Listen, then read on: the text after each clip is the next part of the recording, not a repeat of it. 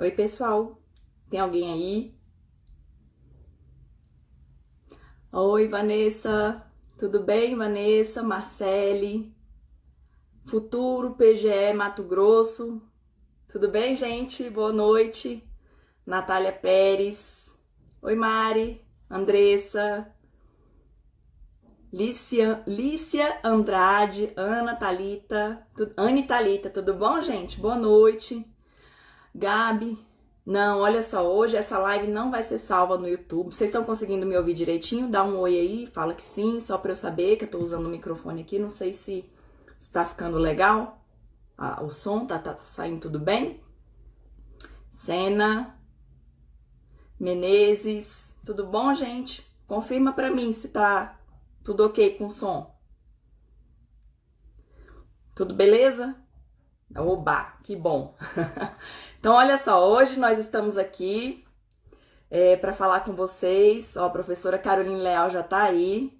Estou aqui para conversar com vocês, junto com as defensoras, no nosso canal do Gran Jurídico, para que a gente possa explicar para vocês alguns dos julgados mais importantes desses últimos informativos aí do STJ, do STF. E a gente tem aqui que correr bastante contra o nosso tempo para poder falar. Quando a professora Caroline Leal quiser entrar aí, daqui a pouco as outras defensoras vão entrar também, a gente já pode começar a bater nosso papo. Vocês são de onde? Digam aí pra gente. Edson. Oi, Edson. Samanta, Tereza. Carol, quando você quiser, pode solicitar aí a entrada, tá? Eu tô esperando aqui você. Então, me contem aí de onde vocês são. Como é que está essa quarentena? Contem tudo direitinho aí pra gente ir batendo um papo aqui enquanto a Carol solicita. Deixa eu ver se ela consegue aqui, peraí. Cadê?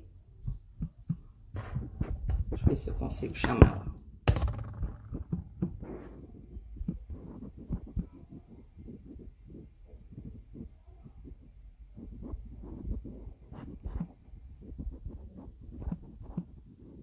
Cadê?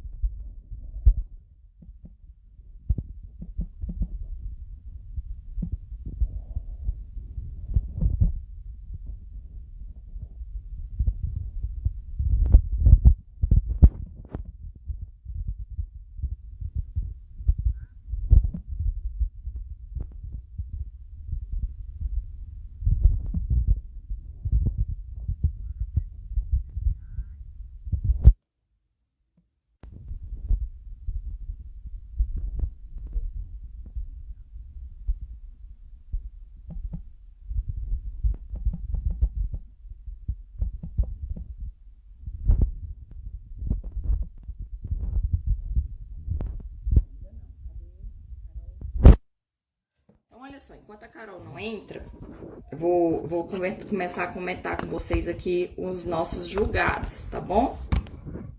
Vamos lá. Agora sim. Visualizar. Deu certo, solicitou. Oi, olá, a professora Maiara já tá aí. Amor por Defensoria. Oi, Carol! Conseguimos! Finalmente! Tudo bem? Já que a gente está com muito tempo hoje, né? Peraí, deixa eu ver. Não tô conseguindo te ouvir. Não tá me ouvindo? Peraí, deixa eu ver. Não tá me ouvindo? Consegui? Vocês estão me ouvindo? Agora consegui. Deu certo. Deu? Ah, que Deu. bom. Boa noite, gente. Tudo bom? Com vocês? Boa noite. Amiga querida, que saudade. Pois é, estamos aqui, gente, ó, fazendo pelo Instagram, justamente porque a gente não pode ficar se vendo agora, né? Essas restrições todas aí. Mas vai passar, tem muita fé, que daqui a pouco a gente vai fazer muitas festas, muitos encontros, muitas aulas ao vivo, né? Vai ser ótimo.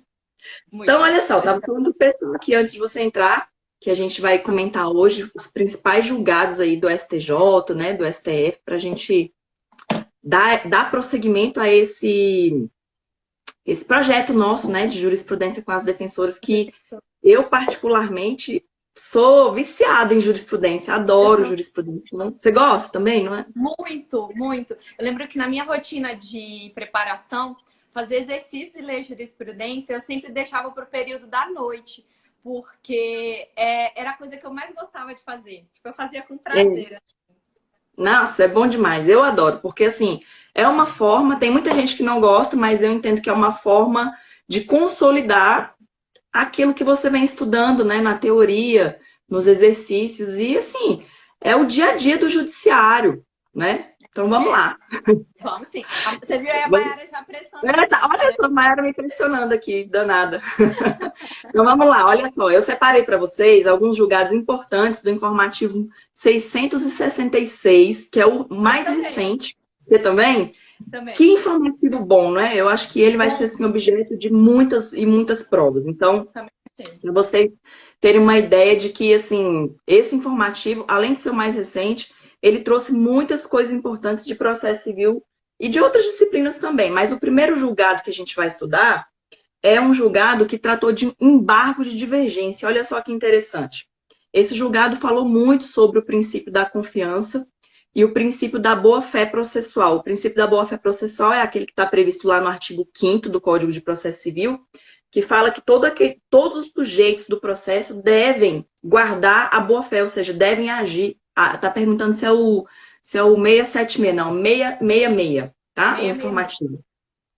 Então, esse artigo 5º diz que todos os sujeitos do processo, todos, invariavelmente, todos os que participarem do processo devem agir de acordo com a boa-fé processual, agir de boa-fé.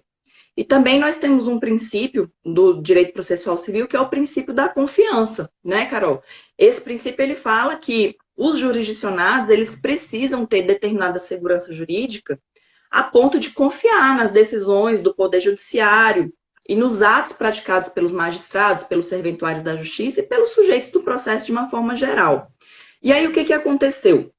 Nós tivemos uma pessoa que chegou até o STJ dizendo o seguinte: olha, meu recurso, meu RESP, foi julgado intempestivo. Ele não foi conhecido, na verdade, por intempestividade. Mas o meu RESP ele não pode ser intempestivo, porque, na verdade, eu fui induzida a erro. Porque lá no site do tribunal que analisou o meu processo, constava uma informação de que a data final para interposição do meu RESP era, por exemplo, o dia 31 de março.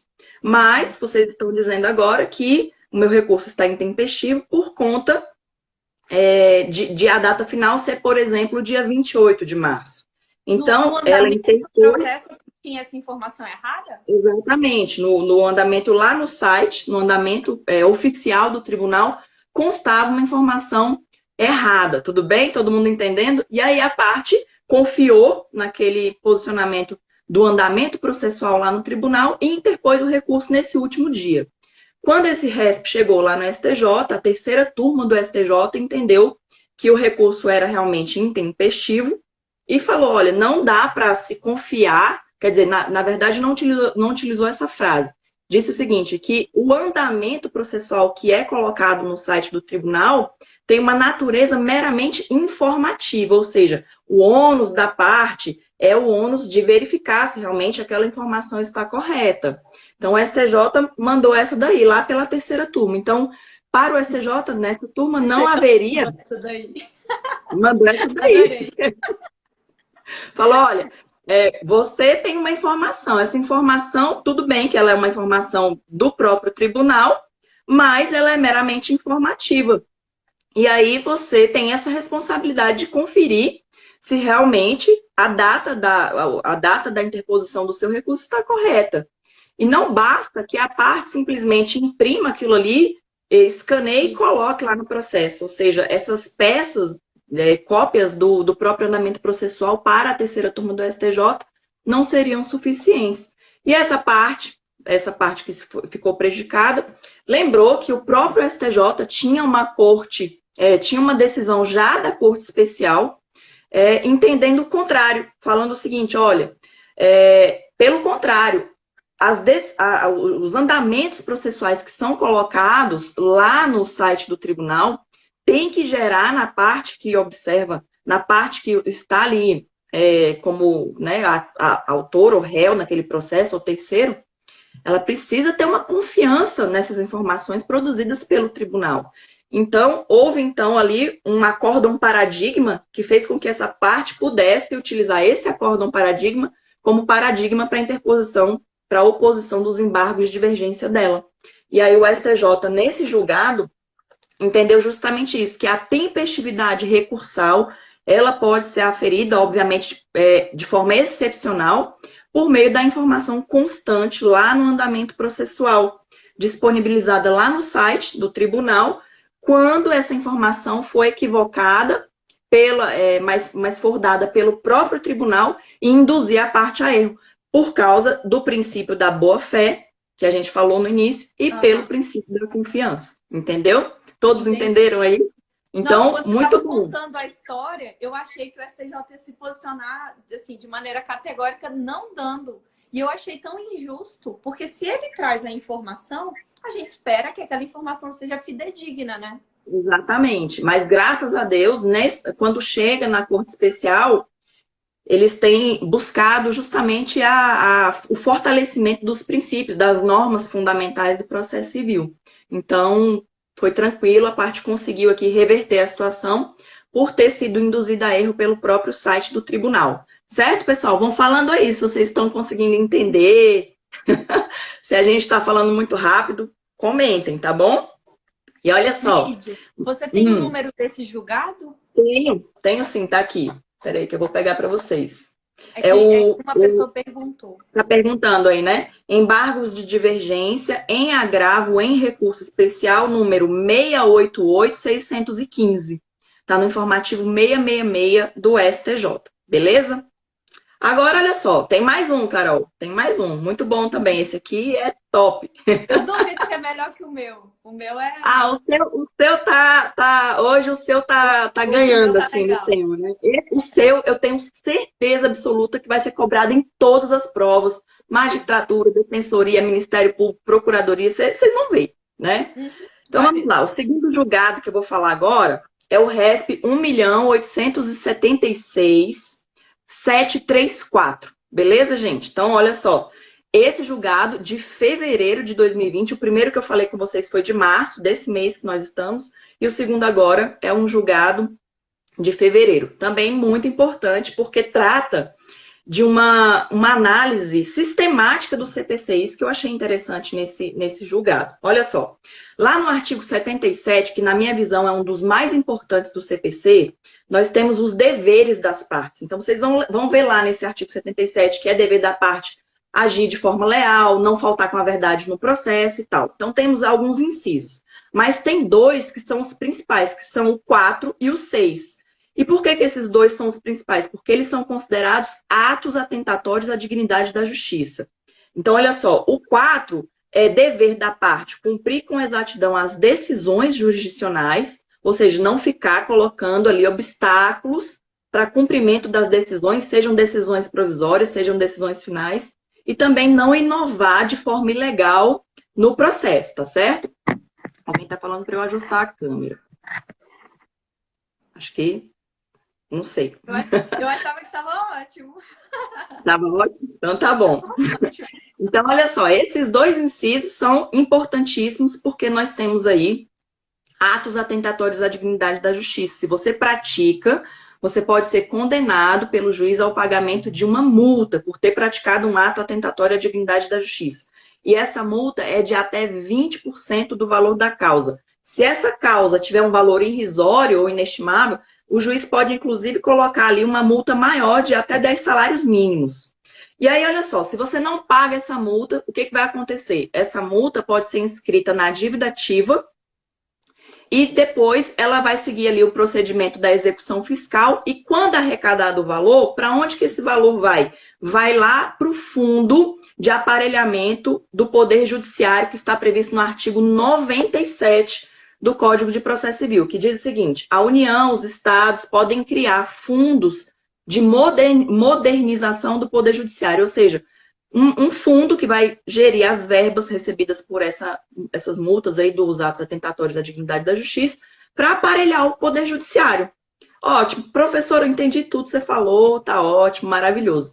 O que isso tem a ver com julgado? Tem a ver o seguinte, que lá no artigo 1021, no artigo 1021 do CPC, nós temos um recurso importante, que é o agravo interno.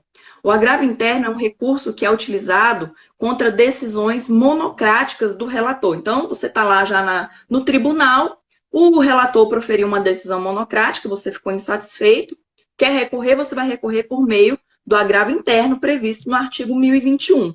Só que, quando chega lá no parágrafo 4º do artigo 1021, está falando o seguinte, que se você interpõe um agravo interno e esse agravo interno é declarado manifestamente inadmissível ou improcedente por votação unânime, você também paga uma multa. Só que essa multa é fixada de 1 a 5% do valor da causa. E aí surgiu uma celeuma. Essa multa... tem a do 77, que é aquela que eu falei da prática de atos atentatórios à dignidade da justiça, e tem essa multa do parágrafo, fora outras, né? Mas essa celeuma que se deu entre esses dois dispositivos. Entendi. A do parágrafo 4º, que é a da interposição protelatória do agravo interno. E aí o que aconteceu? A corte local entendeu que essa multa deveria ser paga pela pessoa por ela ter interposto esse agravo interno, mas direcionou essa multa ao fundo de aparelhamento do judiciário lá do artigo 97. E aí a parte questionou, falou, não, mas olha, o ato aqui de interpor esse recurso manifestamente inadmissível afetou foi a mim, não deve ir esse valor lá para o fundo. Então isso surgiu no STJ, e quando chegou lá no STJ, o STJ entendeu que realmente é isso mesmo. Quando nós temos a aplicação da multa prevista no artigo 1021, parágrafo 4º, que é a multa do agravo interno, essa multa ela é direcionada, dirigida à parte contrária, à parte que foi prejudicada pela protelação, pela interposição indevida daquele recurso, e não ao artigo 97, lá, o fundo do artigo 97. Porque o fundo do artigo 97 ele é exclusivo ali para as multas dos atos atentatórios praticados, né? Contra a dignidade da justiça e as multas impostas aos serventuários da justiça quando eles praticam também algo de forma errada. Então, o STJ decidiu o seguinte, a regra do artigo 97 do CPC, que é essa que criou esse fundo, segundo a qual os valores das sanções devidas à União e aos Estados poderão ser revertidos para esse fundo de modernização, tem aplicação restrita aos casos de ato atentatório à dignidade da justiça, conforme dispõe o artigo 77 do Código de Processo Civil. Já a multa do agravo interno tem que ser dirigida a quem? À parte contrária. Beleza? Então, é isso. Não se esqueçam mais, quando colocarem lá. Essas aulas de jurisprudência é sempre bom vocês irem acompanhando com um vade-mecum ali do lado para ir fazendo essas anotações. Então, era isso. Agora eu quero que você mande bala aí. Ó, o Farofa tá dizendo aqui que concordou. O Farofa jura que é um gato, aí ele sobe no sofá, aí fica em cima, dá pra ver? Aí ele fica em cima da bancada. Olha só. É muito sem vergonha. Ó, gente, o meu informativo também é o 666 do STJ. E eu vou trazer para vocês um julgado que eu tenho certeza que vai cair nas provas de 2020. Você não tem certeza, mãe Lídia? Absoluta, absoluta. Hoje, quando eu estava falando desse... a gente conversou hoje pelo WhatsApp, né, sobre a importância desse julgado. Eu acho que, principalmente provas de defensoria pública, não sei porquê, né, Carol? Não sei, não consigo imaginar por quê. Então, olha só. É o RESP 1.537.530 de São Paulo. Deixa eu contar a história desse RESP para vocês. Foi o seguinte. A Defensoria Pública de São Paulo ajuizou uma ação civil pública em que o objetivo era pedir que fosse disponibilizado banho quente para os internos de todas as instituições prisionais. E aí aqui eu vou fazer uma parte rapidinho. Quando eu fiz a pesquisa desse julgado, eu sempre gosto muito de perguntar para os meus amigos que não são do direito o que eles acham. Porque a gente sabe, né, a partir e a gente tem várias tipos de opiniões, né? Exato. Mas para mim foi muito interessante. E aí as pessoas dizendo, não, isso é um absurdo. Porque a maioria das pessoas vivem numa situação de dificuldade financeira e por vezes não tem acesso a banho quente, então isso seria uma regalia. E esse foi um ponto que também foi trazido no julgado. Então, fiz essa parte, vamos voltar na historinha. A historinha foi: a Defensoria Pública de São Paulo ajuizou uma ação civil pública e pediu, em sede de liminar, que já fosse feita a instalação desses aparelhos para que os banhos quentes já pudessem acontecer.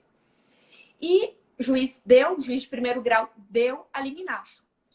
Só que o que aconteceu? A Procuradoria do Estado de São Paulo apresentou um pedido que não tem natureza recursal, e aí Deus me livre de falar de processo civil com a professora de processo civil.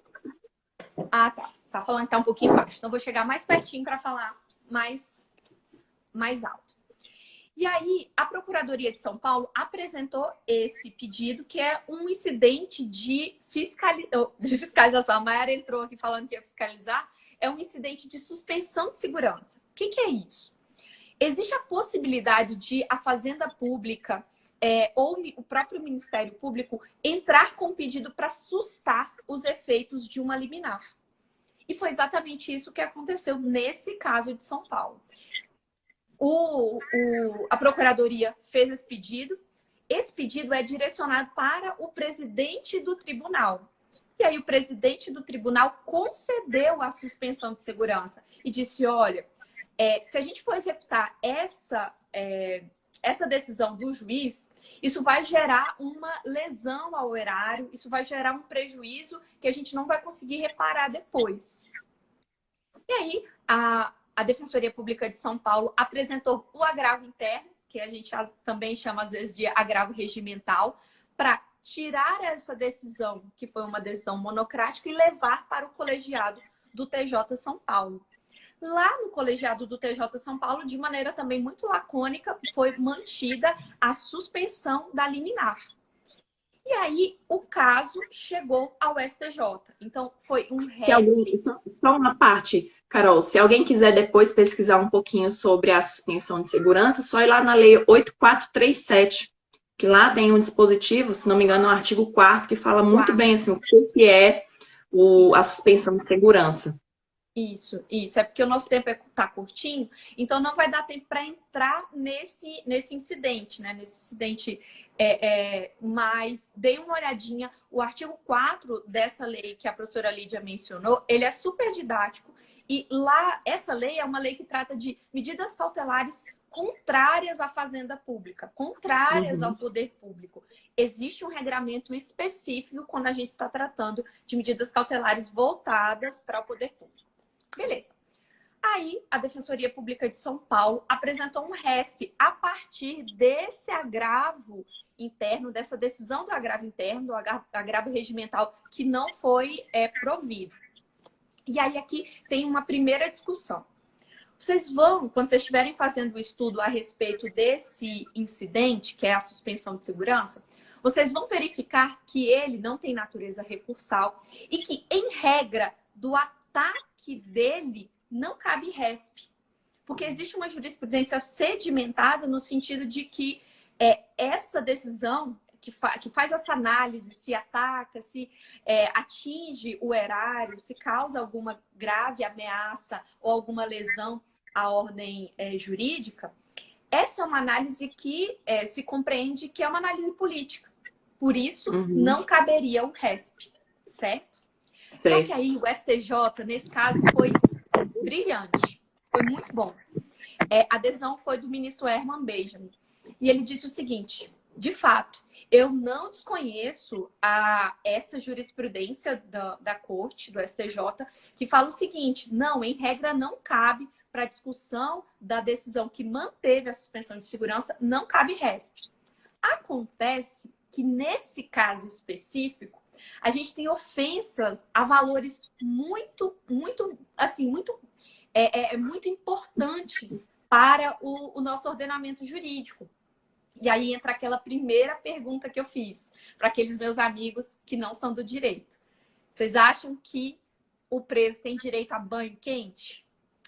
Do ponto de vista jurídico, pensando na LEP e pensando nos documentos internacionais que o Brasil Carol, tá todo mundo rindo de mim falando que eu capotei. Você tá vendo como é que o pessoal não perdoa nada? Não perdoa nada. E eu Olha, tentando manter a concentração, porque eu tô tenho vendo. 2 minutos para falar. Agora nós vamos entrar no tempo da professora Kate, que está fazendo gracinha aí. É. Já até esqueci o que eu estava falando. Se a gente entende que banho quente, que se os presos têm direito ao banho quente. Sim, que interessante. O Cadu falou assim, nesse calor, o preso tem que levar banho de ducha de bombeiro. Rapaz, você nunca levou um banho de ducha de bombeiro, não, né? Você vai ver como é que é. Acredita que eu já levei banho de ducha de bombeiro? Quando eu era Mentira! pequena. Aham. Quando eu era pequena, eu participava todos os anos de uma colônia de férias. E o último dia era o dia do banho do bombeiro. Eles colocavam todas as crianças no muro e pá! Mas era bom demais, né? Só que doía. Olha aí, Cadu. Então, tem gente que gosta. Tem gente que É. gosta.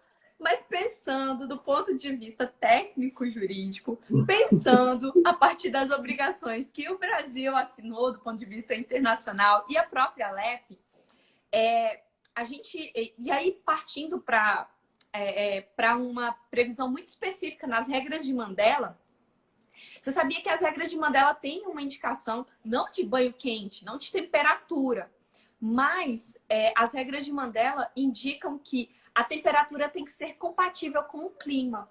E esse foi um dos pontos que foi ponderado lá em São Paulo. Porque existe uma época do ano em São Paulo que é muito frio, né?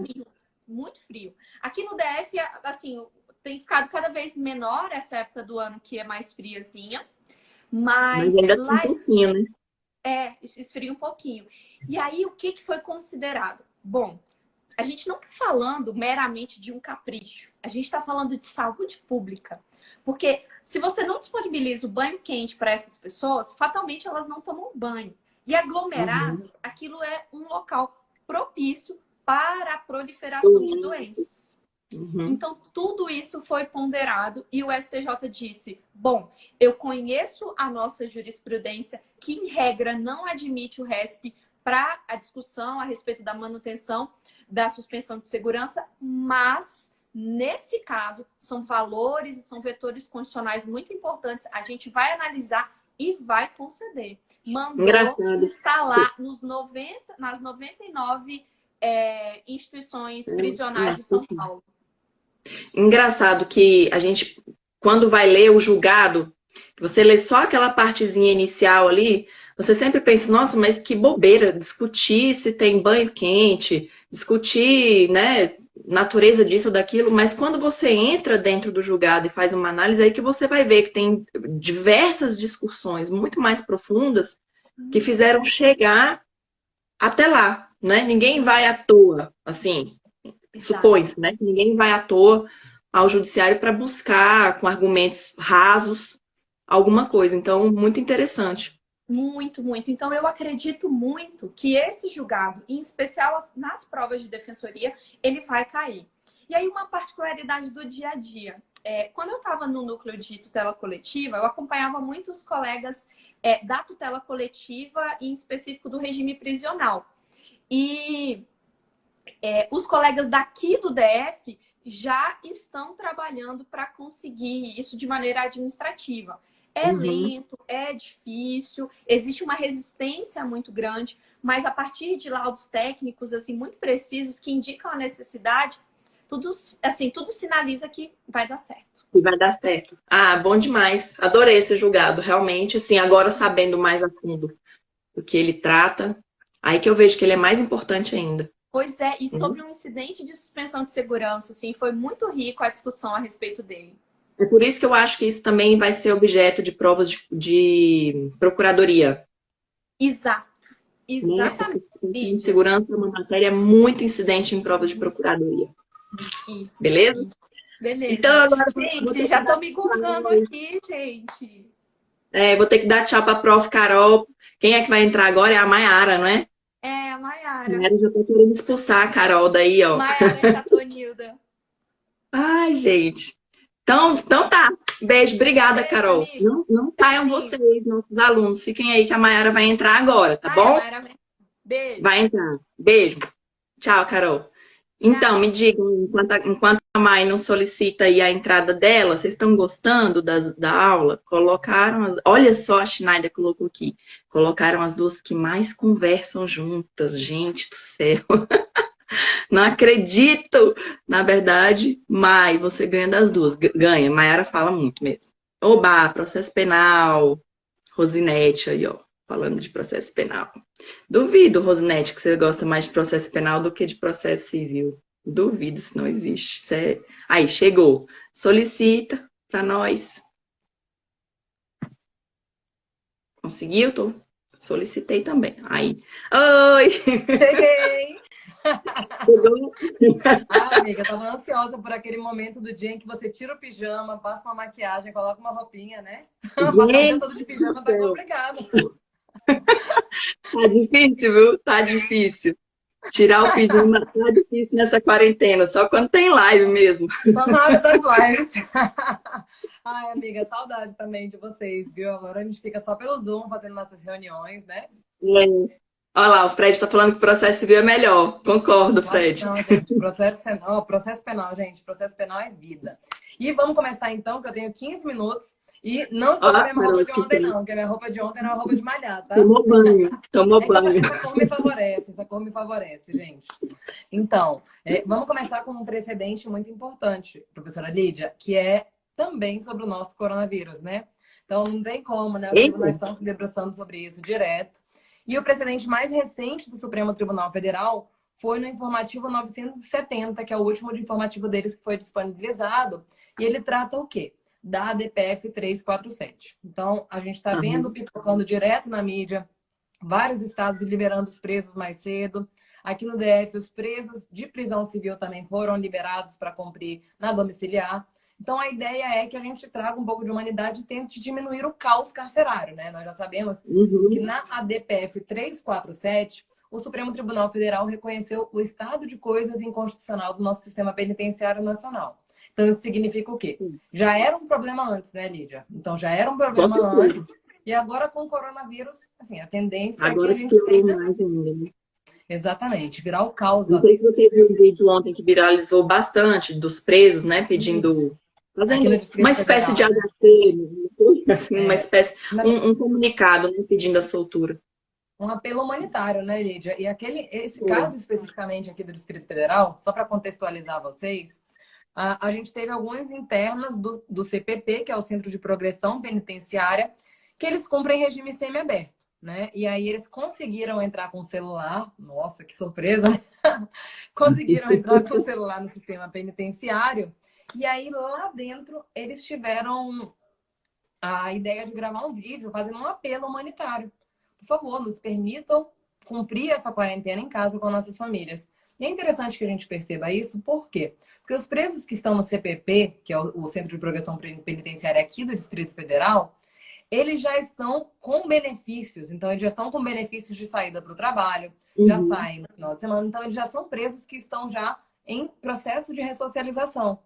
O que a juíza da Vara de Execuções Penais aqui do Distrito Federal decidiu? Ela decidiu que eles não sairiam mais durante o dia para evitar a propagação do vírus. Eu, particularmente, tenho minhas dúvidas se essa medida é constitucional, porque viola a individualização da pena e, num momento de calamidade na nossa saúde pública, ela regride a pena do preso, ou seja, ela leva ele para um regime mais prejudicial. Então, os presos que estavam no semiaberto, eles vão passar automaticamente, em razão da pandemia, a cumprir em regime fechado. Imagina que loucura. Eu estava conversando com meu esposo ontem e falei, e esses presos que trabalhavam? Porque algumas empresas ainda continuam funcionando de portas fechadas. E esses presos, para poderem usufruir do regime semiaberto, eles precisam ter um emprego. O preso que trabalhou e que vai ficar até o final da pandemia dentro do regime semiaberto, sem sair para trabalhar, ele vai perder o emprego e vai regredir por um fato que não é culpa dele. Olha só que injustiça, né? Uma dupla injustiça. Mas tudo bem. Vários estados estão tendo um pouco mais de coerência nesse ponto e estão levando os presos do semiaberto para o regime domiciliar. E aí, na ADPF 347, que eu adoro falar sobre ela com nossos alunos, foi a ADPF que reconheceu uma coisa que já era óbvia, né? O catástrofe do nosso sistema penitenciário nacional. E essa ADPF, ela tem uma série de pedidos e foi por conta dela que foram implementadas as audiências de custódia no Brasil, né? Então, é uma forma de... É, uma forma de tentar controlar o superencarceramento, né? E aí, mas esse não foi o único pedido, Lídia. Tem vários outros pedidos lá na DPF, todos visando reduzir o superencarceramento. Esse foi um dos que foi deferido cautelarmente. A gente não tem nem análise de mérito ainda. E aí, percebendo essa situação de pandemia, o IDDD, que é o Instituto de Defesa do Direito de Defesa, Márcio Tomás Bastos, que é amicus curiae nessa DPF, entendeu por bem pedir mais uma cautelar, que entendia que estava dentro do espectro ali do pedido inicial da DPF.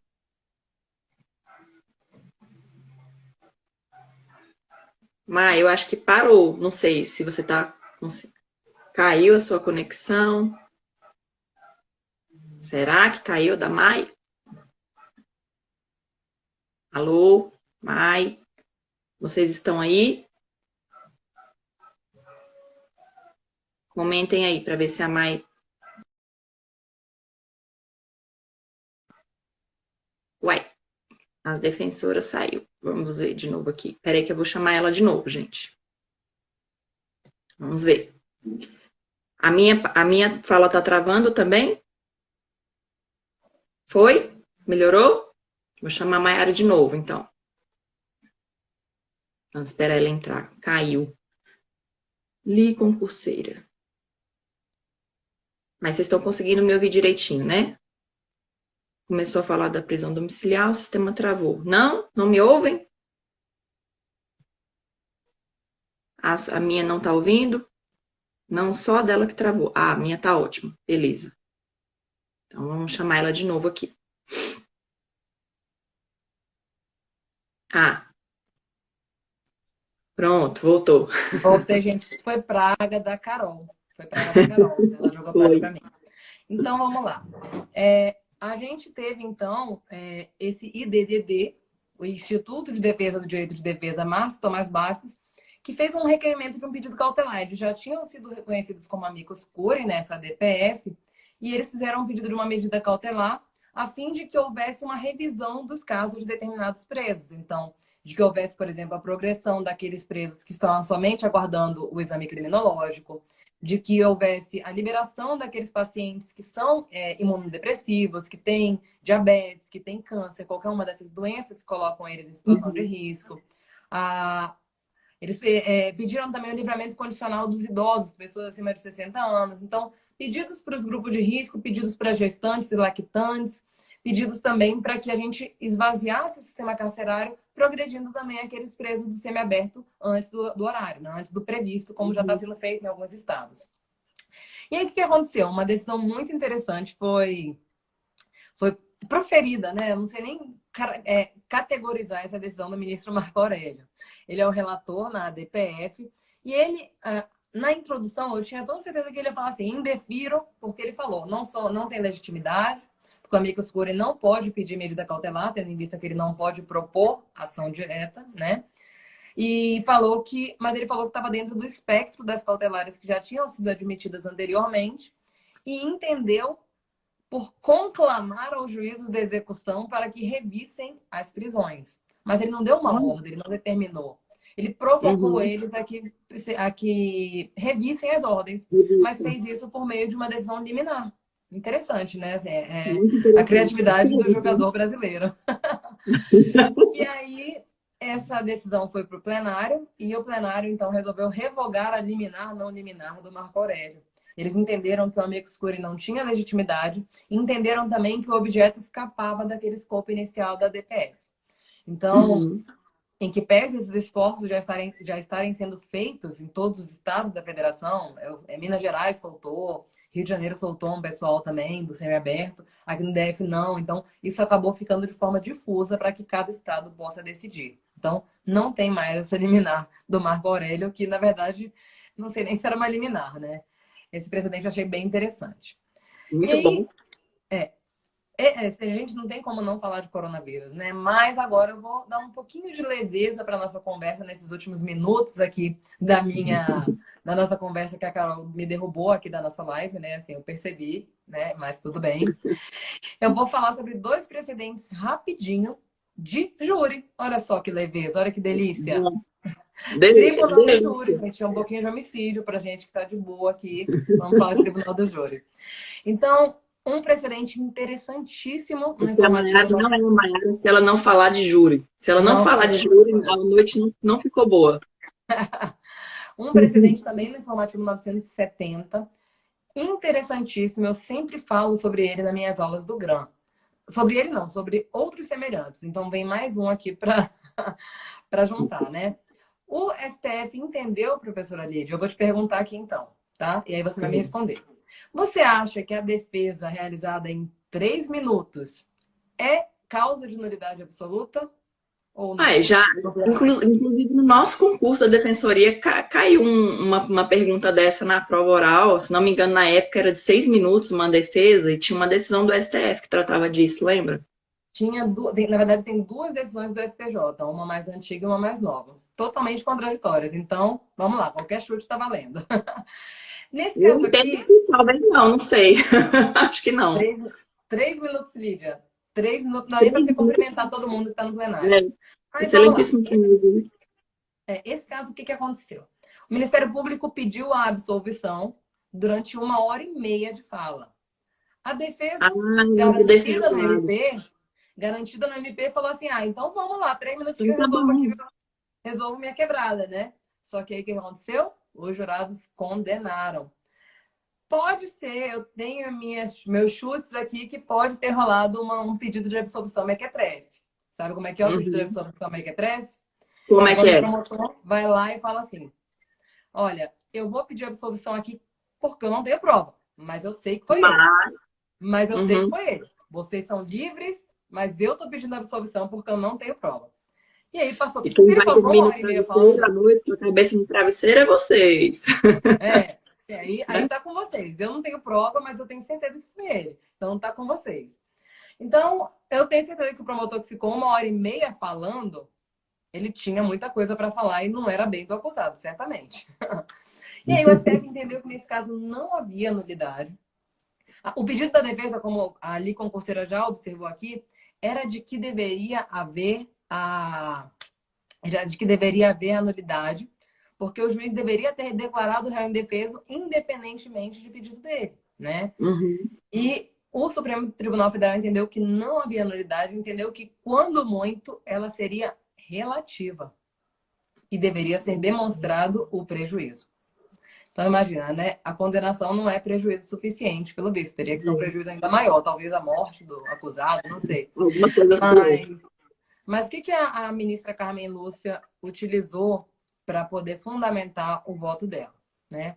Ela disse que o acusado foi defendido pela defesa técnica que foi constituída por ele e que essa defesa continuou para a interposição do recurso de apelação. Então, seria como se tivesse convalidado a falha dela, ou seja, o acusado aceitou e achou que a defesa foi boa.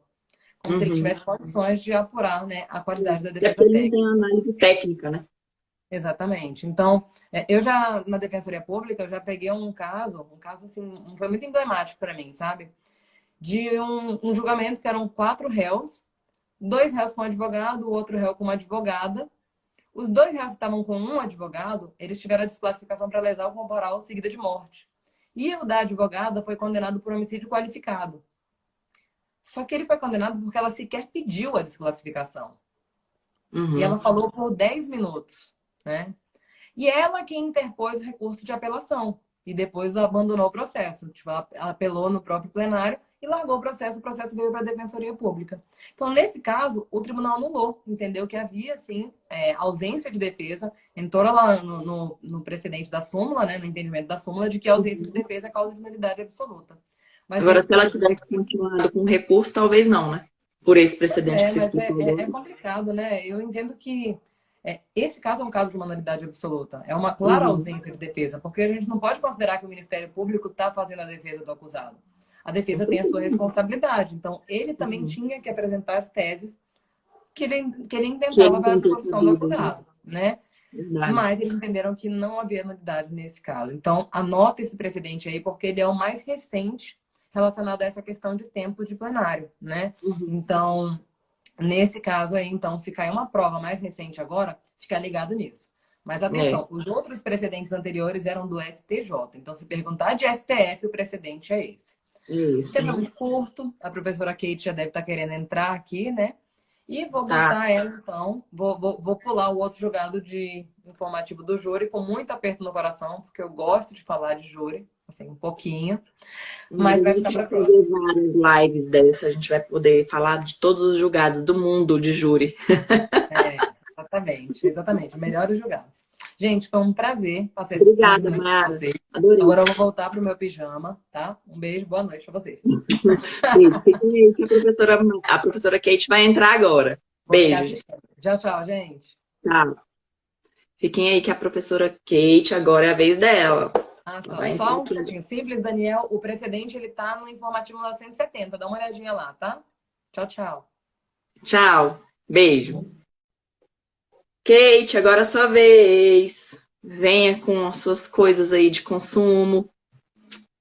Júri é vida. Mari Mesquitas. Júri é vida. Júri é muito bom mesmo, né? Ou vai ficar disponível depois das 24 horas. Eu vou colocar aqui para ficar disponível, tá bom, gente? Não fiquem preocupados, vou deixar disponível. Tá vendo? Bota leigos para julgar. Não sinto como pode dar certo. Sorry para quem gosta. O júri tem essas coisas mesmo, né? Vamos ver se a Kate já está a postos. Vamos ver aqui. Deixa eu ver. Estou chamando. Ou acho que ela ainda não entrou. Planejando para passar. Oi, tudo bom? Cadu Oliveira, campanha. Aposenta Marco Aurélio.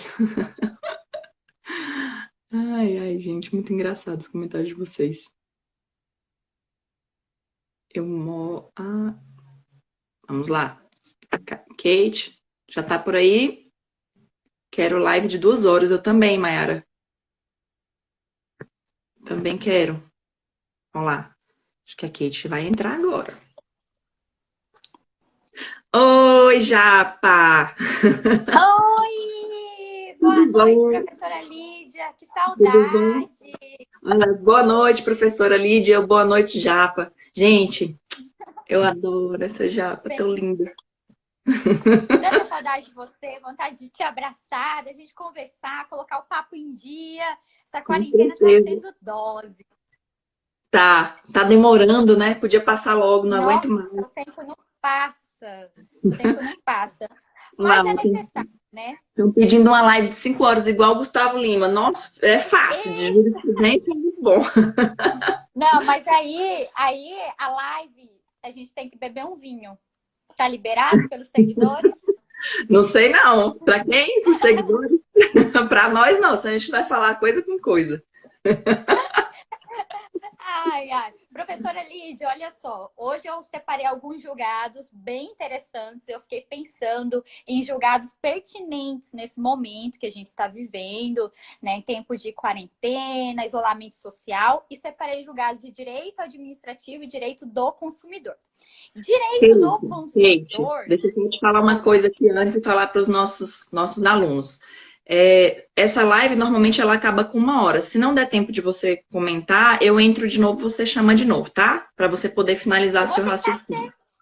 Eu vou tentar ser bem breve, para a gente finalizar a live, tá certo? Olha só, então eu separei temas de direito do consumidor e direito administrativo. Tentei separar julgados pertinentes ao momento que nós estamos vivendo. Então, de direito do consumidor, eu quero falar sobre plano de saúde, que é um assunto muito pertinente para os dias atuais. Separei compra online, porque eu sei que existe aí esse isolamento social que causa compulsão nas pessoas, né? Vejo que várias pessoas estão comprando. E direito administrativo, eu separei julgados sobre concurso público, que eu acho que é importante, é o momento que a gente está vivendo. E separei julgados também sobre carga horária dos médicos, que também é um assunto muito debatido nas mídias atualmente, em decorrência da figura que os médicos estão se expondo, né? Então, vamos Com começar certeza. aqui em direito do consumidor. Direito do consumidor, pessoal, eu trouxe um informativo muito bacana do STJ, tá certo? O número do informativo é informativo 654. Muito interessante esse informativo. Qual é a notícia que o STJ nos trouxe? Nos trouxe que, além da previsão estabelecida na Lei do Plano de Saúde, no seu artigo 12, inciso 6º, que é possível a pessoa que utilizar médicos não conveniados do plano de saúde requerer o reembolso, certo? Se você é consumidora, você tem um plano de saúde, você pode requerer o seu reembolso em caso de utilização de serviços não oferecidos pelo plano de saúde. O STJ foi um pouco mais além nesse informativo 654, muito interessante, e falou o seguinte, que utilizando a mesma hermenêutica do artigo 12, inciso 6º, da Lei do Plano de Saúde, e utilizando também como hermenêutica o tema 345 da repercussão geral do Supremo Tribunal Federal, é possível que o consumidor ele utilize tanto serviços médicos credenciados ou médicos não credenciados e depois solicite o seu reembolso, tá certo? E não precisa ser uma situação de urgência ou emergência, porque a nossa lei do plano de saúde falava que só em situação de urgência e emergência o consumidor poderia utilizar um médico, um exame, uma cirurgia para o reembolso. Então, esse informativo elasteceu essa previsão. Ampliou muito, né? Ampliou. Então, agora você pode escolher o seu médico, você pode escolher a sua clínica, independentemente se você estiver numa situação de urgência ou emergência, você tem direito ao reembolso, obviamente, conforme a tabela prevista para cada serviço estabelecida previamente pelo plano de saúde. Interessante? Outro julgado interessante bom que eu trouxe de direito... né, Cleide? Oi? Foi muito bom para o consumidor, né? Sim, muito bom para o consumidor. Isso permite que o consumidor escolha o profissional que mais agrade, né? O profissional que estabeleça aquela relação de confiança. Porque a gente sabe que a saúde é um bem maior e precisa ter essa relação de confiança. Outro informativo importante do STJ é em relação à compra online. Também é do STJ, o informativo é 656. Acho muito pertinente esse informativo pelo momento que a gente está vivendo, né? O que o STJ entendeu? A gente sabe que, em regra, a responsabilidade dos fornecedores ela é solidária, conforme o Código de Defesa do Consumidor, certo? Todo mundo que participa da cadeia de consumo responde solidariamente. E o consumidor pode ir lá acionar quem ele bem entender. Isso facilitando o acesso à justiça do consumidor, certo? E o STJ entendeu que, em caso de compras realizadas pela internet, em que o banco ele seja um mero intermediador com a emissão de boleto bancário, não haverá responsabilidade solidária do banco. Olha só que interessante, quebrando todo o raciocínio de direito do consumidor. O que o STJ entendeu? O STJ entendeu que na situação concreta que o consumidor ele foi vítima de um estelionato. Ele entrou num site que inexistia, ele entrou no site, comprou um produto que jamais chegará, certo? E utilizou o banco apenas para emitir o boleto bancário. O STJ entendeu que o banco não tem responsabilidade solidária, porque o banco foi um mero intermediador da forma de pagamento. Tá certo? Então, fiquem atentos aos sites piratas, viu, pessoal? Fiquem atentos, porque isso não gera a responsabilidade solidária do banco. Ali, concurseira perguntou, tem que entrar com ação para ser ressarcido? Aí eu não entendi se essa pergunta é com relação ao plano de saúde anterior que você tinha falado, do reembolso. Deve ser, né? Concurseiro. Se for em relação ao plano de saúde, você pode solicitar administrativamente o seu reembolso, tá certo? Se o seu reembolso for negado, você vai ter que acessar o sistema de justiça. Em relação ao banco, o informativo 656, você vai, infelizmente, ficar a ver navios, porque o site onde você comprou inexiste, o STJ falou que não existe responsabilidade do banco, que ele foi um mero intermediador na forma do adimplemento da obrigação. O que restará a você hoje é fazer uma representação, né, no Ministério Público, já que a gente sabe que o estelionato passou como regra a ser uma ação penal pública condicionada à representação. Isso o STJ entendeu, tá certo? Aí ela tá perguntando, peguei um caso assim, mas pedi ao banco para repassar as informações de quem recebeu para chamar a justiça. Lindo, lindo comentário, adorei. Eu já fiz isso também, já peguei um caso quando eu era defensora no núcleo do consumidor, que o consumidor comprou um celular de um banco fake, tá, de um site fake, nunca recebeu o celular, ele foi até lá, informou qual era o banco que fez a intermediação, eu oficiei do banco e o banco me deu a localização da pessoa que era responsável pelo site. Isso facilita, tá certo? Mas isso, obviamente, para o cenário criminal, porque o banco não tem responsabilidade. Agora vamos um pouquinho mais, professora Lídia. Vamos falar agora de direito administrativo. Esses eram os meus 2 julgados de direito do consumidor. Direito administrativo, a primeira coisa é o julgado a respeito dos médicos. Há ali muita discussão a respeito da carga horária que cada médico deve se submeter. Havia uma orientação do Tribunal de Contas da União que, em caso de cumulação dos profissionais de saúde, que a gente sabe que existe previsão legal no artigo 37 da Constituição, que é possível que os profissionais de saúde com atividade regulamentada cumulem suas funções, existia uma discussão se essa acumulação poderia ou não ultrapassar o limite de 60 horas semanais, tá certo? Que era a orientação trazida pelo Tribunal de Contas. Entendia que era possível a acumulação dos profissionais de saúde, desde que não ultrapassasse a carga de 60 horas. O que o Supremo Tribunal entendeu? Relatoria do ministro Alexandre de Moraes. Entendeu que a Constituição não nos trouxe esse requisito. A Constituição nos trouxe o requisito não fez uma limitação. Não existe uma limitação constitucional. O que a Constituição nos trouxe é apenas que exista compatibilidade de horário. Assim, não caberia um limite da carga horária. Assim, os médicos podem cumular suas atividades e podem, sim, trabalhar além de 60 horas. Tranquilo? Então, isso é importante nesse momento que a gente está vivenciando, né? Que os médicos estão sendo extremamente demandados. E, além disso, é bom frisar que também existe o posicionamento do Supremo Tribunal Federal, que é possível que, em caso de cumulação de cargos, funções estabelecidas pela Constituição, o médico, o profissional de saúde, ganhe acima do teto remuneratório, tá certo? O que ele não pode ganhar acima do teto é uma relação, ele deve ficar ali no teto. Se ele tem 2 relações, a soma pode ultrapassar o teto. O que ele não pode é ganhar acima do teto de acordo com um único vínculo obrigacional. Tá certo? Tá certo. Entendi. Vocês estão entendendo tudo? Oi? Estou perguntando para os alunos se eles estão conseguindo entender tudo que a gente está falando aqui. Eu estou falando muito rápido, gente, porque a professora Lídia falou que eu tinha pouco tempo. Estou tentando ser objetiva.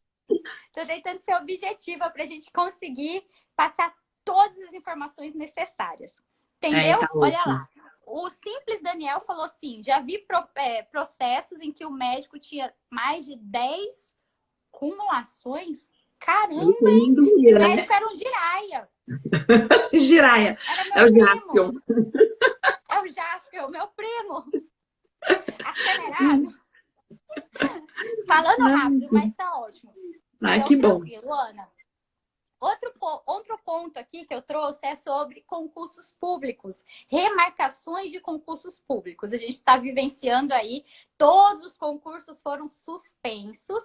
E isso aí é bom, porque a gente consegue se preparar mais. A gente tem que aproveitar o período da quarentena para estudar. Se eu estivesse estudando para concurso, eu ia achar ótimo ter essa pausa para conseguir focar e estudar. A gente tem que fazer do limão uma limonada, não é? Vamos aproveitar tudo. Então, estudem, pessoal, porque quando isso passar, com certeza os concursos vão se normalizar.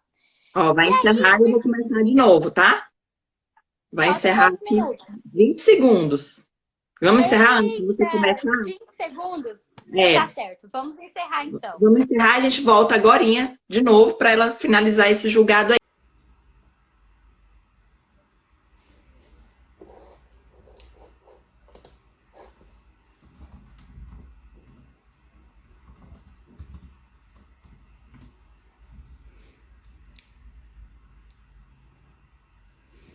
Voltamos. Welder, Dani, Rebeca Godoy, Caroline. Ó, vamos chamar aqui de novo a professora Kate. Vamos ver se ela... Esse nosso último julgado que ela separou para vocês. Olha lá, voltou. Ei, Aí, coisa boa, olha. esperar só um minutinho para o pessoal continuar Sim, entrando vamos aí. esperar. É, Sim, vamos esperar um minutinho. o pessoal voltar um pouquinho. Voltem, Boa pessoal, porque noite. esse julgado é bacana e interessante. Pronto, acho que... Então, pessoal, voltando. O que a gente estava falando é para a gente aproveitar a quarentena para dar um gás nos estudos, tá certo? Porque tudo isso vai passar, está perto de passar, com muita fé. E a gente precisa otimizar e fazer do limão uma limonada. Eu estou estudando nessa quarentena, estou fazendo meus PDF, porque o GRAM vai lançar PDF em breve, e a gente está escrevendo. Olha, estou aproveitando a quarentena para organizar a minha vida. E aí, eu estava falando para vocês sobre concursos públicos. A gente sabe que em breve as provas irão ocorrer, em breve os editais irão sair. Então, aproveite esse período. Falando em concurso público, eu trouxe aqui o informativo do Supremo Tribunal Federal. Qual é o informativo do Supremo Tribunal Federal escolhido? É o informativo 706 do Supremo, tá certo? O informativo 706 fala o seguinte, que não é possível a remarcação de teste de aptidão física por qualquer motivo pessoal do candidato, seja biológico, seja fisiológico, seja por força maior, exceto se houver previsão no edital. Então, se você está indo lá fazer o seu TAF da Polícia Federal e um dia antes quebra o seu braço, e aí não vai conseguir mais fazer a barra, você, candidato, tem direito à segunda chamada? Não tem, conforme o precedente do Supremo. Exceto se houvesse uma previsão no edital. Em regra, não há essa previsão no edital. Mas o Supremo, de forma muito bacana, trouxe uma exceção, falando que, a despeito de inexistir o direito à remarcação, em casos de mulheres lactantes que estão amamentando, é possível a remarcação de teste de aptidão física, levando em consideração a situação peculiar da mulher. Olha que interessante esse julgado. Independentemente se estiver previsão no edital ou não. Muito bom. Muito interessante. Esse julgado é uma exceção à nossa regra. E a gente sabe que em concursos, o que cai mesmo são as exceções, né? O que faz a diferença é aquele candidato que sabe nessa bastante situação, exceção. a gente sabe que sempre tem aquele ditado, né? Que a lei do edital, a lei do concurso é o que está ali no edital, e como o edital é uma coisa bem seca, nunca, jamais eu vi um edital que preveja, claro, pode ser que exista, mas eu não estou me recordando aqui agora, de situações que prevêem essa circunstância de poder remarcar por isso, poder remarcar por aquilo. Então, realmente, cabe, né, aos nossos tribunais superiores definir aí quais são as circunstâncias que permitem, né? E eu percebo que cada dia mais se verificam situações, principalmente relacionadas à questão de gravidez, de amamentação, para poder permitir essa situação. Isso é uma determinação mundial, né? Para que o Estado acabe incentivando as mulheres a amamentar. Isso é muito interessante. E também... Lídia, sim, pois pode não. falar. Nessa fase também de amamentação, gravidez, você para um pouco a sua vida, né? Até com relação aos exercícios físicos e tudo, para poder amamentar, para poder cuidar, se dedicar. Então é complicado. Cadê aqui, ó? Olha, o Simples Daniel está perguntando se seria a hipótese de um TAF adaptado, se isso seria possível. Daniel, olha só, o julgado não nos trouxe essa previsão. Eu, particularmente, entendo que qualquer TAF adaptado, ele quebra a igualdade entre os candidatos, tá certo? Então, eu acho que o concurso, ele não pode prever regalias ou prerrogativas ou benefícios, levando em consideração situações pessoais do candidato, exceto, obviamente, em caso de PCD, né? Pessoas com deficiência. Em caso de PCD, o edital ele já é completamente adaptado para permitir o acesso ao concurso público por essas pessoas, desde a primeira fase até nas próximas fases do certame. Tá certo, Daniel? Mas que situações fisiológicas, temporárias, por força maior, não permitirão essa readaptação do TAF. Perfeito? Sanei a dúvida? Sanou demais, eu acho, né? Pelo menos eu tô sanada aqui com, com essa excelente explicação. Olha só, eu mandei aqui uma mensagem, perguntei se eu podia avançar um pouquinho mais no horário. E aí eu tenho aqui uma pergunta para vocês. Eu tenho mais um julgado de processo civil. Você aguenta, Kate? Mais um julgado importante de processo civil? Aqui é igual o Gustavo Lima. Aqui são 5 horas de live direto. E vai ter outra, hein? Vai ter outra. Depois a gente tem que marcar mais. Querem mais uma de processo civil? Então, olha só, vou fazer mais uma análise aqui de um julgado de processo civil. Quem foi nosso espectador naquela primeira live que a gente fez de jurisprudência com as defensoras, vai lembrar disso que eu vou falar agora, porque naquele dia eu fiz uma análise de um julgado que estava no informativo 660 do STJ, você deve lembrar disso, Kate, e eu expliquei o seguinte, que naquele julgado do informativo 660 do STJ, teve uma situação em que o STJ decidiu o seguinte, que o proprietário do imóvel, ele pode ter o seu imóvel penhorado, mesmo que ele não tenha feito parte do polo passivo da ação de conhecimento. Lembra disso que eu falei para vocês? Lembro. Por exemplo, era o caso do pai da Maiara. Exatamente. Então, olha só, nesse julgado lá do 660, o que tinha acontecido? A pessoa tinha um determinado imóvel e ela fez a locação, ela locou para alguém, para um terceiro, um inquilino. E o condomínio resolveu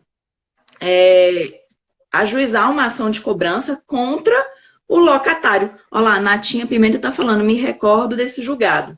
Exatamente. Então, fez uma ação de cobrança contra o inquilino.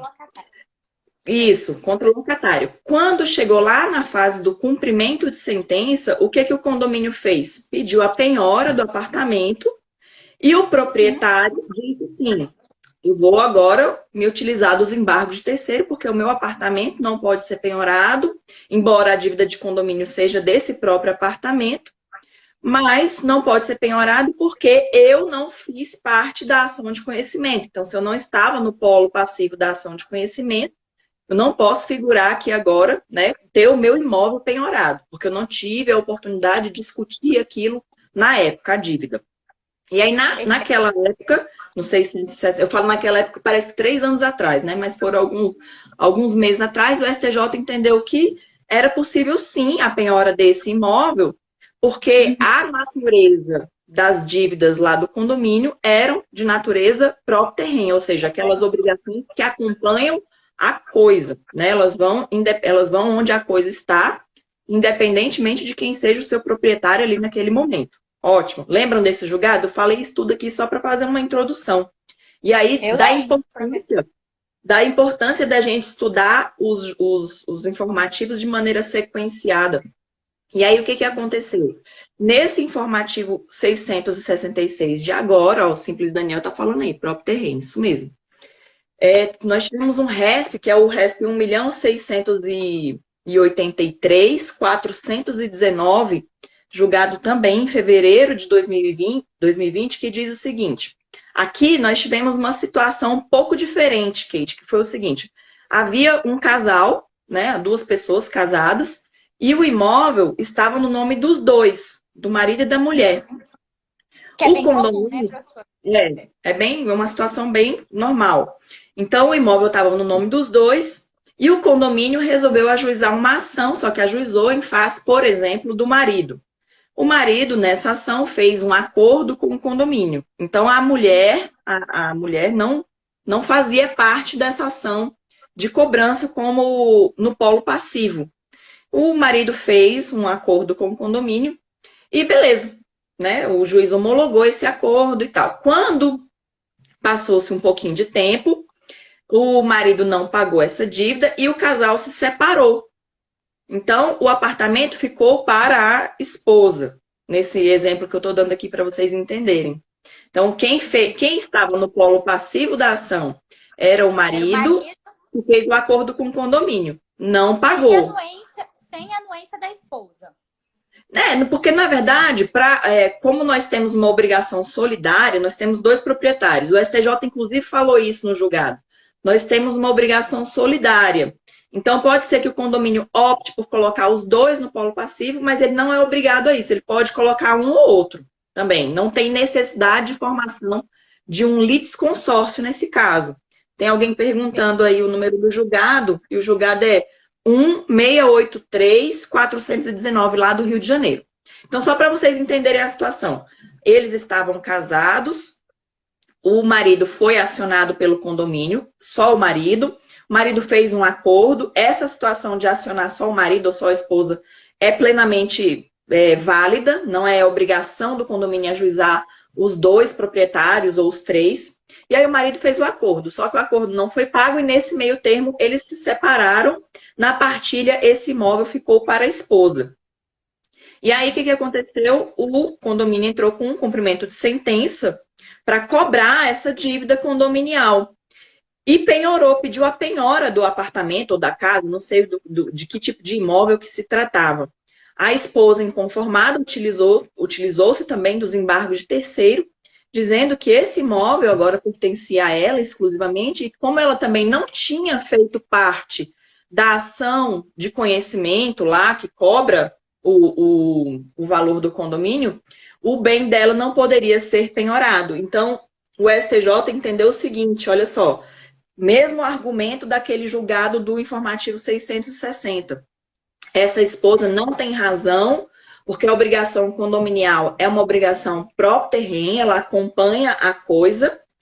A obrigação condominial é solidária entre seus proprietários, então não há necessidade de nenhum tipo de litisconsórcio passivo quando o condomínio resolve ajuizar a ação de conhecimento, no caso da cobrança. Então, entendeu que, no caso, não sendo efetuado o pagamento do débito, é viável a penhora do imóvel gerador de despesas, ainda que nesse novo momento processual esteja o bem apenas registrado no nome da ex-companheira que não participou da fase de conhecimento. Legal, né? Muito legal. Bem interessante. Deu para entender, gente? Então, assim, é muito legal vocês estudarem esse julgado do 630 que eu comentei antes, que era em relação ao locatário, com o desse último informativo 666 aí do STJ. Tá certo? Eu vejo assim, professora Lídia, que o STJ vem caminhando, seguindo muito o princípio da efetividade do processo, né? Ele cada vez caminha mais para que o devedor, para que a obrigação, de uma forma geral, seja adimplida. Adimplida, né? com certeza. Então, acho que esse é o espírito aí, tanto do julgado passado como nesse. O princípio da efetividade. Você ganha e leva, né? Se não fosse dessa maneira, seria muito fácil você burlar o pagamento, né, da cota condominial. Não é? Sim, você simplesmente é divorciar do seu marido. E vive com seu marido. Divorciar. O ex-marido deve estar com a metade da dívida condominial? Gláucia, eu entendo que nesse caso, a depender, como houve um divórcio, depende muito daquilo que ficou determinado na partilha. Entenderam? Se na própria partilha, é muito comum, né, Kate, a gente que trabalha na Defensoria Pública, atuar em processos de divórcio, agora a gente não está mais em defensoria de família, mas nos processos de divórcio você pode partilhar, você na verdade deve Até partilhar dívida. o patrimônio, mas você também partilha as dívidas. As Então, dívidas. se eles tiverem mencionado isso no acordo de partilha deles, ótimo, o ex-marido vai ficar responsável pelo pagamento, sim, da cota parte que cuida dele. Agora, se não ficou mencionado nada a respeito disso, caberia, então, a quem é a proprietária atual arcar com o pagamento das despesas, justamente pelo fato de que a natureza da obrigação é próprio terreno, tá certo? Eu acho que isso não inviabilizaria, né, professora Lídia?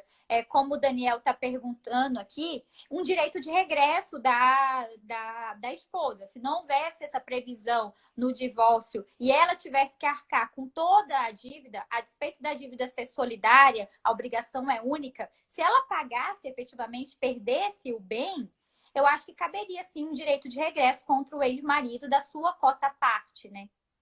Ela poderia tentar, talvez, fazer uma sobrepartilha, né, em relação a esse débito. Exato. Sim. Né? Se Entendo não que houvesse seria a previsão, né? Tá certo? Mas assim, dizer que ele é obrigado, sem ter ali um pronunciamento judicial sobre isso, não, só se houvesse realmente ou um acordo ou por causa da natureza mesmo da própria obrigação. Tá joia? Então era isso, gente. Gostaram? Espero que vocês tenham gostado muito da nossa live hoje. Nós temos nós quatro, né? Eu, a professora Maiara, a professora Kate e a professora Carol. Temos um Instagram que é esse que a professora Kate está usando aí agora, ou as defensoras. Cada uma de nós tem também o seu Instagram pessoal de professor. O meu é @prof.lidiamarangon. O da Kate é @prof.kate, com Y no final. Tem o da professora Maiara, que é @prof.maiaratashi. E tem o da professora Caroline Leal, que é @prof.carolineleal. Tá joia, gente? Então, eu agradeço muito a participação de todos vocês.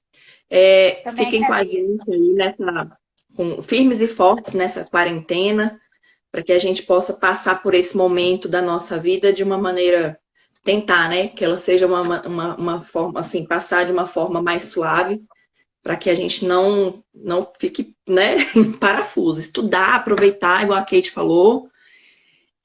E firme, forte, que com certeza a hora de vocês, o nome de vocês vai estar no Diário Oficial logo em breve. Com certeza. Tá joia? Com certeza. Né, Kate? Verdade.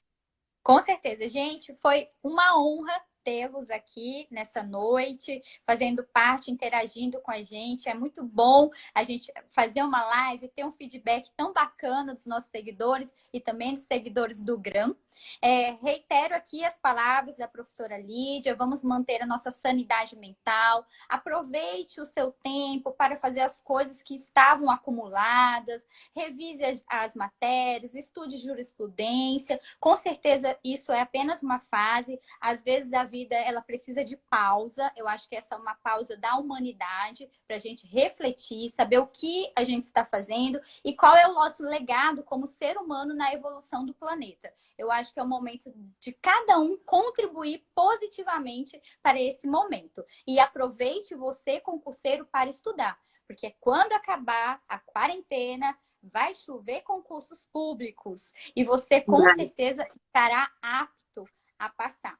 Conte com a gente. Qualquer dúvida, estamos disponíveis no nosso Instagram, também na plataforma do GRAM. Muito obrigada, professora Lídia, pelo convite, por ter organizado essa live. Você sempre muito criativa. Muito obrigada. Foi especial e maravilhoso. Obrigada. Obrigada, professora Carol, também, e a professora Maiara. Grande beijo para vocês, gente. Até mais. Um beijo, gente.